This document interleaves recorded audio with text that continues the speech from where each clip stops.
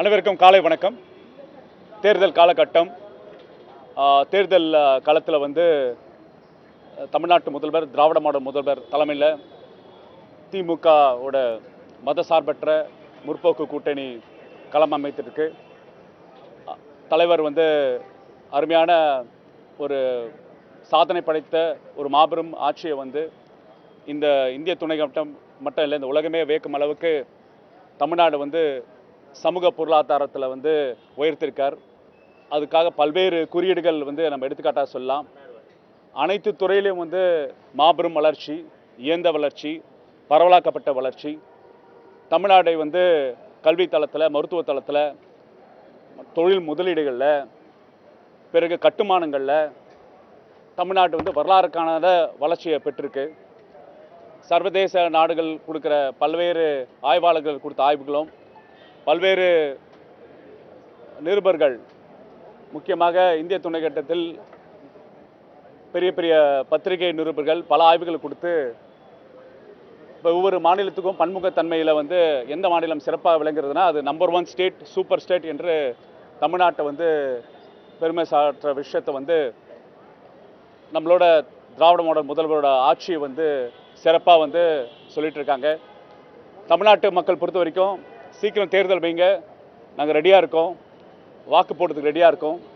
திராவிட model ஆட்சி 2.0 loading என்ற அடிப்படையில் தமிழ்நாட்டு முதல்வருக்கு வாழ்த்துடன் வாக்களிக்க மக்கள் தயாராகி விட்டார்கள். எதிர்த்தரப்பில் ஏற்கனவே மக்களால் நிராகரிக்கப்பட்ட கூட்டணி நிற்கிறாங்க.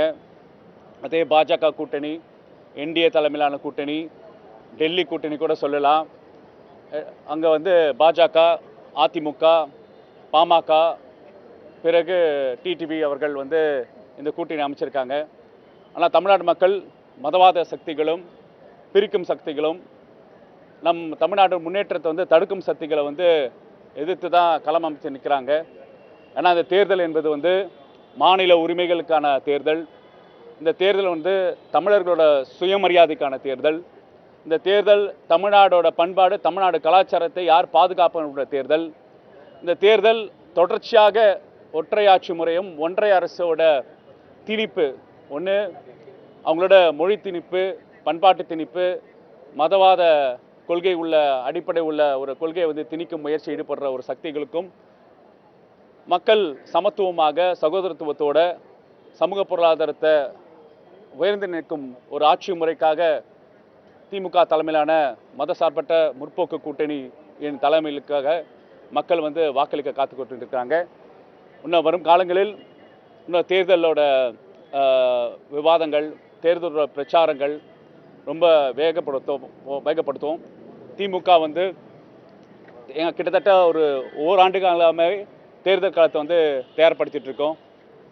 பல்வேறு திட்டங்கள் மூலம் பலப்படுத்தி கழகத்தின் உடன்பிறப்புகள் ஓரணியில் தமிழ்நாடு, வெல்வம் தமிழ் பெண்கள், பிறகு நம்மளோட துணை முதல்வர் தலைமையில் இளைஞரணி மாநாடுகள், மகளிரணி மாநாடுகள், இப்போது திருச்சியில் நடந்த மாபெரும் மாநாடுகள். உங்களுக்கு தெரியும், எல்லா மாநிலத்திலும் எஸ்ஐஆர் எவ்வளோ பேர் குளறுபடிகள் நடந்து கொண்டு இருக்கிறது. திராவிட முன்னேற்ற கழகம் என்ற அரசியல் கட்சி தேர்தல் கமிஷனுக்கு உதவியாக எஸ்ஐஆர் வேலை துரிதமாக முடிச்சு கொடுத்ததெல்லாம் நீங்கள் பார்த்துருப்பீங்க. அதனால் we are always ready, people are ready.